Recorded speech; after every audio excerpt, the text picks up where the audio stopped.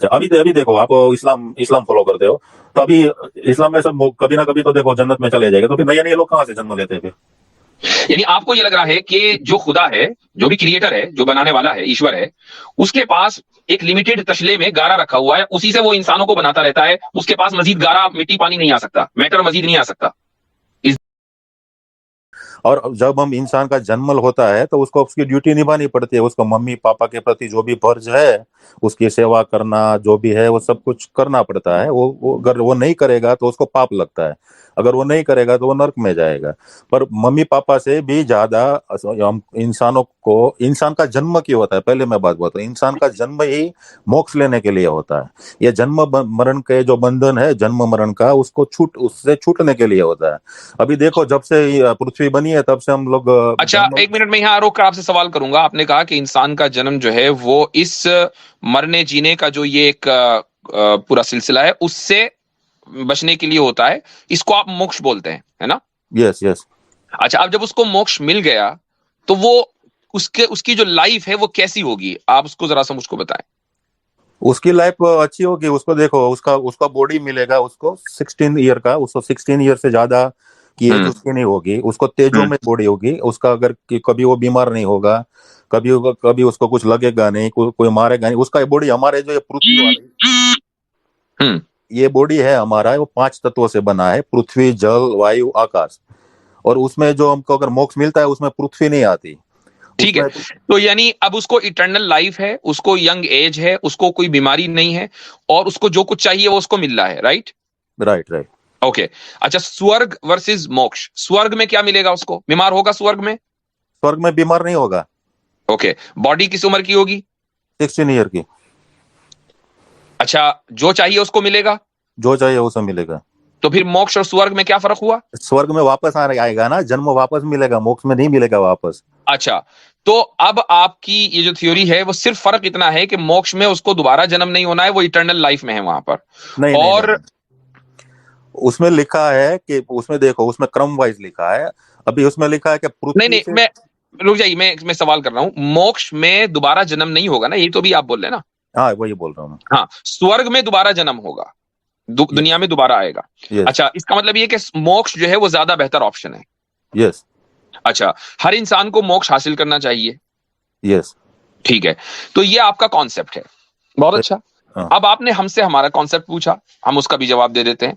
हमारे यहाँ स्वर्ग और जो मोक्ष है ये दो अलग अलग चीजें नहीं है। एक इंसान अगर अपने बनाने वाले की मर्जी पर चला है तो वो जन्नत में जाएगा, जिसको आप स्वर्ग बोलते हैं, और उस जन्नत से वापसी नहीं है, यानी वहां इटर्नल लाइफ है, वरना फिर जन्नत का कोई फायदा नहीं है। सीधा सीधा कॉन्सेप्ट है, दो दो चार की तरह वाजे है। अच्छा, तो जन्नत में जाने के बाद वो वापस नहीं आएगा? इटर्नल लाइफ है, जिस तरह जिसको आप मोक्ष बोलते हैं उसको हम जन्नत बोलते हैं। अच्छा, बस मैं वही जानना चाहता क्या था, मैं कुछ डिबेट में कुछ फाइट करने के लिए नहीं आ रहा था, मैं नहीं, वही मुझे मालूम है। मैं हाँ। इसीलिए आपको मैंने इसीलिए बिल्कुल वाज़ेह अंदाज से जो हमारा अकीदा है उसको बयान किया, आपका अकीदा सुनने के बाद। अच्छा अच्छा, तो मतलब अच्छा, तो मुझे एक बात बताओ, आप जी। अभी आपने अभी जन्म लिया है तो आपका अभी तक वापस क्या कभी स्वर्ग में नहीं गए थे क्या पिछले जन्म में? अगर आप गए हो और आपको याद हो तो आप बता दें हमें, नहीं, हो हमारे में सकता है हम भूल गए हो।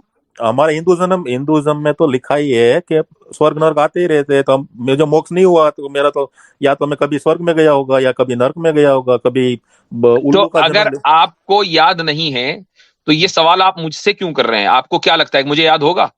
नहीं आप में जनरल क्वेश्चन है, याद याद की बात नहीं कर रहा, आपको अभी तक मोक्ष क्यों नहीं, अच्छा आप अभी तक स्वर्ग में क्यों नहीं गए इतने सालों में? इसलिए कि अभी तक मरा नहीं हूं। क्या अभी तक अभी तक जब इंसान को मौत आएगी तभी तो जाएगा ना वो।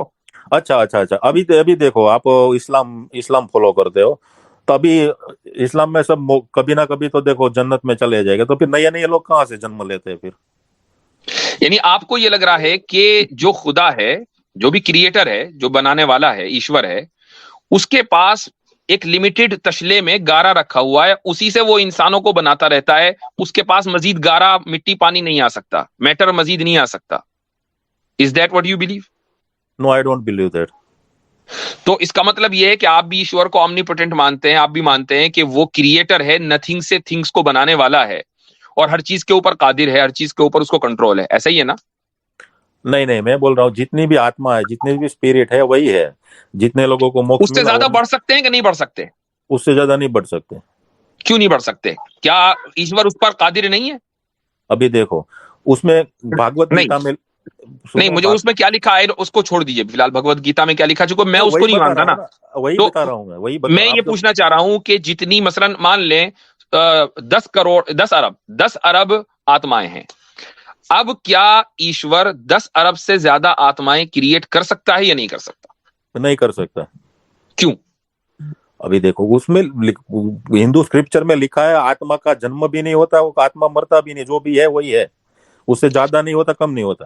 अच्छा, तो वो आत्मा तीन को चीजें आपने हैं ना मुफ्ती साहब, जी जी तीन जी चीजें मानव प्रेमी असली साहब। हैं, उसमें से एक आत्मा भी।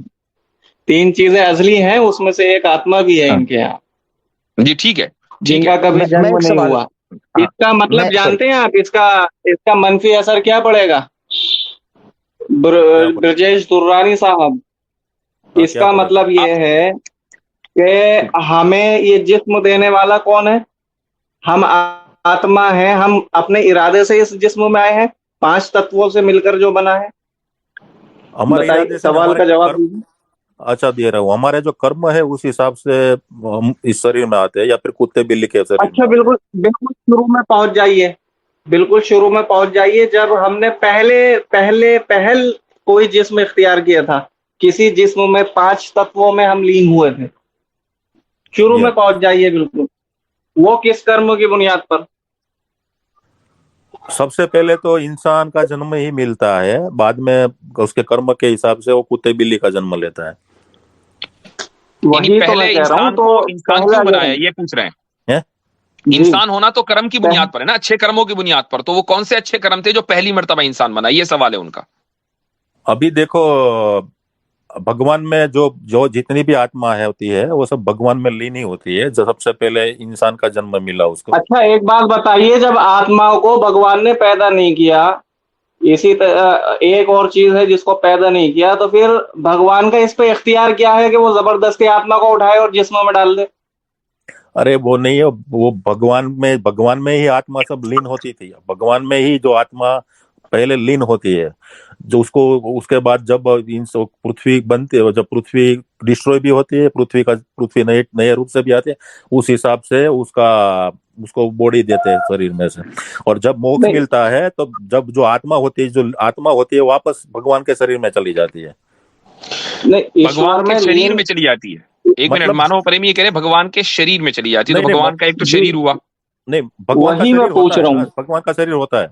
भगवान का शरीर हुआ। दूसरे ये कि वो जो आत्मा है जिसको मोक्ष मिला है, अभी आपने बोला कि उसकी उम्र, उसकी बॉडी 16 साल की होती है, तो क्या भगवान की बॉडी 16 साल की है? भगवान की बॉडी भी 16 साल की होती है। 16 साल की है। हाँ। अच्छा, जिसकी बॉडी हो वो लिमिटेड होता है कि अनलिमिटेड होता है? मतलब लिमिटेड होता है ना तो भगवान लिमिटेड हुआ। मतलब जो देखो, ये यूनिवर्स है ना, यूनिवर्स पूरा ये यूनिवर्स है। आपने बोला भगवान की बॉडी है और वो भी 16 साल की, तो अगर हाँ, भगवान 16 साल का लड़का है आपकी थियोलॉजी के मुताबिक, तो वो तो लिमिटेड हुआ ना? नहीं, मैं आप मेरा मतलब नहीं समझे। भगवान का बॉडी 16 साल का है, उसका लिमिटेड मतलब उसका शरीर तो बड़ा है ना, वो दिखते हैं 16 साल वाला। मैं कहता हूं उसका जो शरीर है वो सबसे, यानी बुर्ज खलीफा से बड़ा है, थोड़ी देर के लिए मान लें, है तो हाँ। फिर भी लिमिटेशन ना? नहीं, वो तो उसकी उम्र लिमिटेशन है, उसका शरीर लिमिटेशन नहीं है। अभी अच्छा चलो, मैं कहता हूं उम्र लिमिटेशन है। लिमिटेशन है क्यों? भगवान तो इन्फिनिट होना चाहिए ना, वो फाइनाइट कैसे हो गया? वो मतलब समझ नहीं आया आप क्या बोलना चाहते हो। नीचे भगवान पब्लिक को भी, सीमित है या पब्लिक को भी असीमित नहीं है? आ रहा नीचे, पब्लिक को भी नीचे नहीं सीमित आ रहा। है मैं या बड़ी क्षमा असीमित चाहता है? हूँ महाराज। ये आप अरे बोलो। दुर्रानी साहब, ये बताइए कि ईश्वर सीमित है या असीमित है? सीमित है या असीमित, ये यूनिवर्सिटी में है ना, ये यूनिवर्सिटी है हमारा। ये जो यूनिवर्सिटी, वो विष्णु का बॉडी है, वो ये सब पूरा सब बॉडी है। हाँ हाँ, यूनिवर्सिटी, मैं समझ गया। आप या तो हमारे प्रेमी भाई एक मिनट, मुझे समझ, आप लोग बड़ी ज्ञान की और जो है वो बड़ी शिक्षा की बात और परा की बात कर रहे हैं, मेरे ऊपर से वो कह रहे हैं यूनिवर्सिटी जो है वो उसका, ये यूनिवर्सिटी कौन सी हजरत अलीगढ़ यूनिवर्सिटी है या ये वो दूसरी है? मुझे अरे जरा भाई बता बनारस दीजिए। हिंदू, बनारस हिंदू, अरे भाई मैं अच्छा बनारस हिंदू यूनिवर्सिटी जी। अरे यूनिवर्स बोल रहा हूँ, यूनिवर्स, यूनिवर्सिटी नहीं है। आपने नहीं ठीक यूनिवर्सिटी है, बोला, अच्छा बोल इसलिए गया, कोई गलत हुआ अच्छा जी। भूल से बोल गया, मैं अच्छा, यूनिवर्स बोल रहा हूँ। ये विष्णु रूप मानते हैं आप पूरी धरती को? पृथ्वी धरती को नहीं, पूरे यूनिवर्स को। पूरी यूनिवर्स को, विश्व, पूरे विश्व को विष्णु रूप मानते हैं, फिर आत्माएं कहाँ हैं? आत्मा उसके अंदर है। जैसे देखो हमारे शरीर के अंदर देखो, अभी छोटे छोटे जम्प्स होते हैं ना, हम्म। वो वायरस होता है, बैक्टीरिया होता है, हमारे शरीर के अंदर नहीं होता। ऐसे ही विष्णु के शरीर में पूरी गीता में जिस विष्णु रूप का वर्णन है वो आप बता सकते हैं मुझे? किसमें? गीता में गीता में विष्णु विराट रूप रूप का या विष्णु रूप का?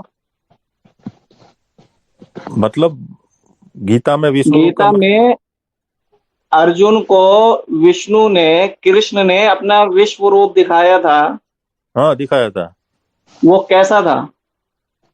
वही विराट था। उस वक्त अर्जुन कहाँ था? अर्जुन नीचे था। नीचे था, तो वो विश्व रूप कैसे हुआ? अभी देखो वो उसके अर्जुन बाहर विश्व में था। है कि नहीं? हाँ, तो बाहर हो ही नहीं सकता ना, अगर अर्जुन खुद विश्व में है तो बाहर कैसे है? अरे ऐसा उसको भगवान सब कुछ कर सकते हैं। अब यहाँ पर ये बात आ गई, वही तो सब कुछ ऐसे कैसे कर लिया कि वो बाहर भी है और विश्व रूप भी है? अरे देखो उसने उसने देख लिया, देख अर्जुन खुद कह रहा था कि मुझे आपके अलावा कुछ दिखाई नहीं दे रहा। वो जब विष्णु को देख रहे थे ना, अर्जुन देख रहा था ना, अच्छा, तो उसने सह शरीर था वो?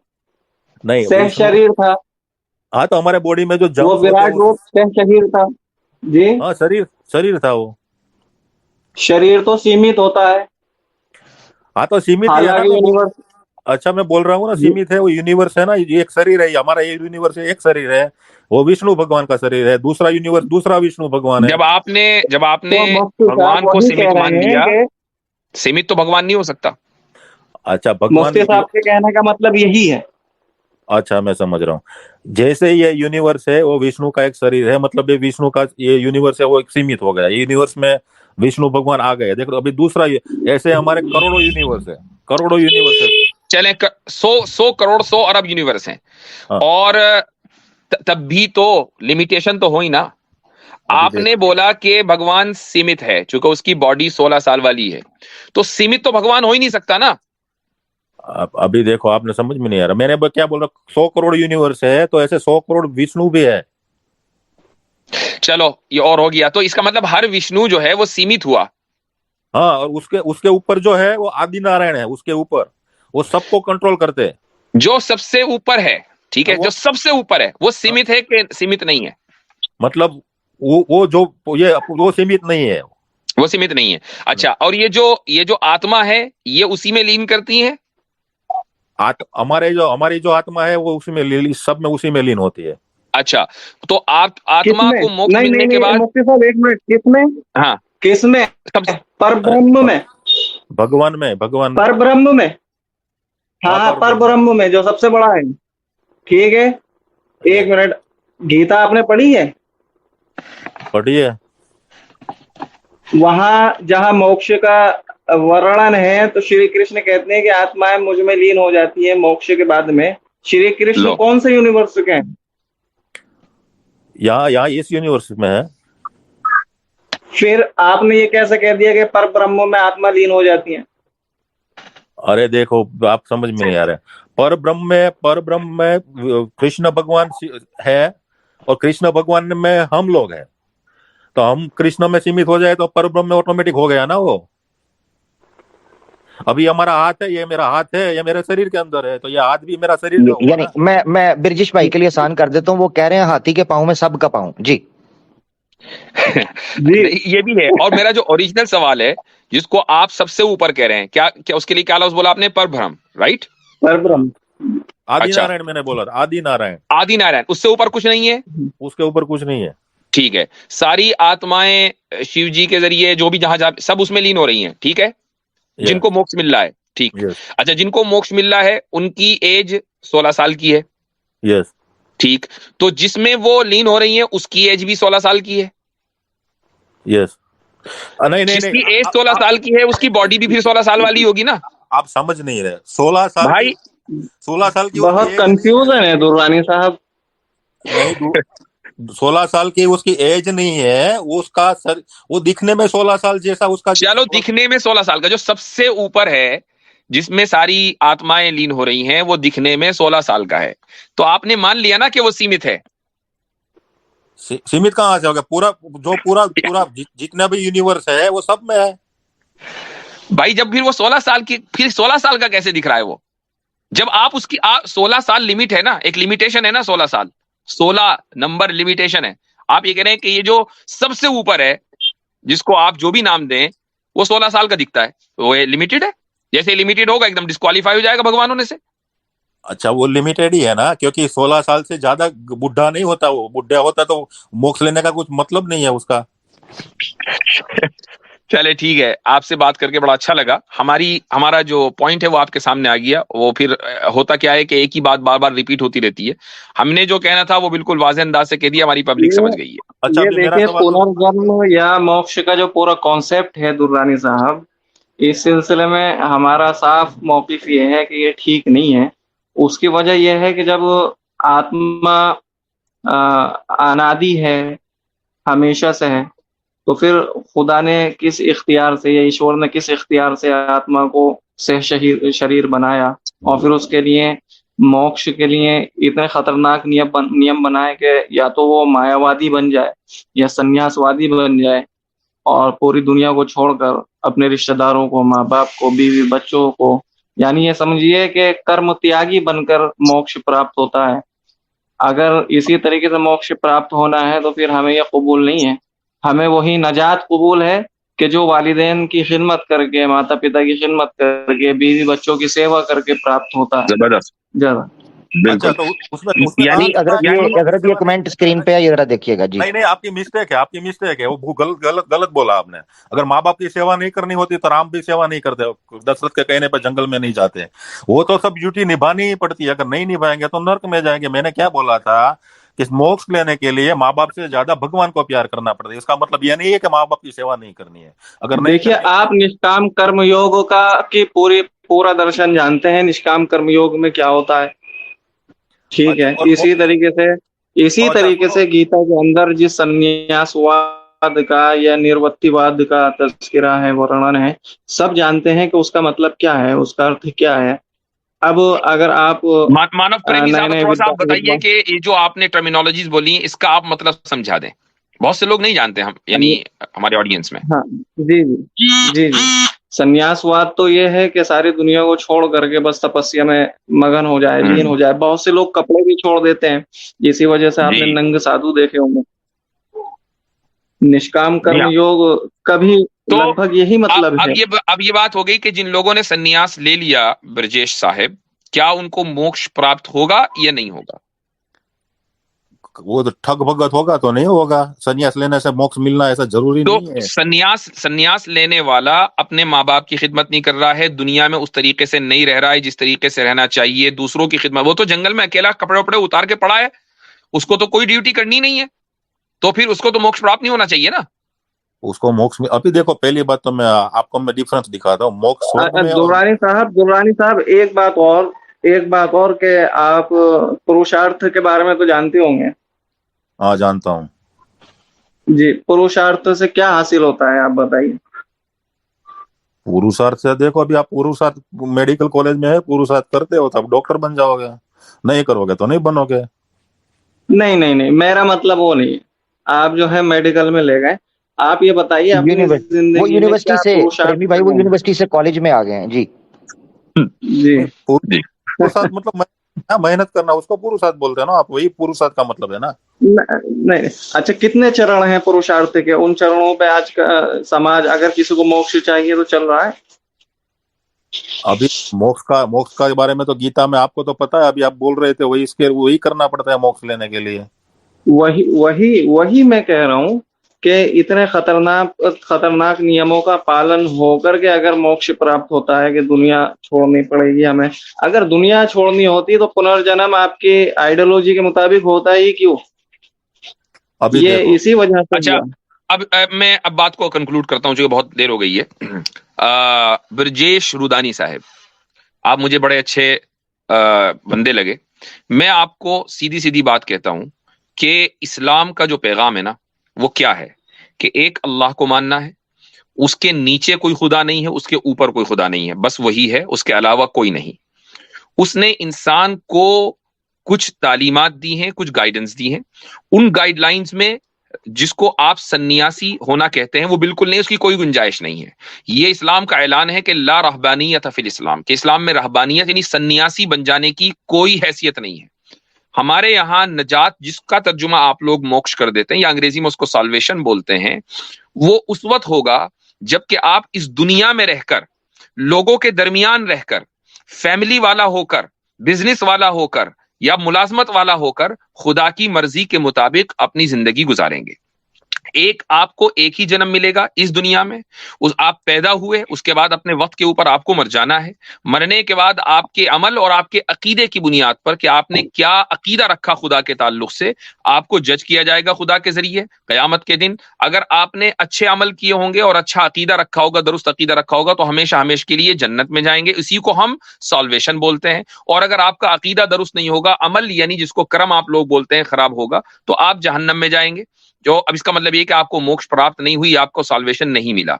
आपका ये सवाल कि भाई अगर पिछला जन्म नहीं हुआ तो फिर तो जो आत्मा है वो तो लिमिटेड ही है, उससे ज्यादा नहीं बढ़ सकती।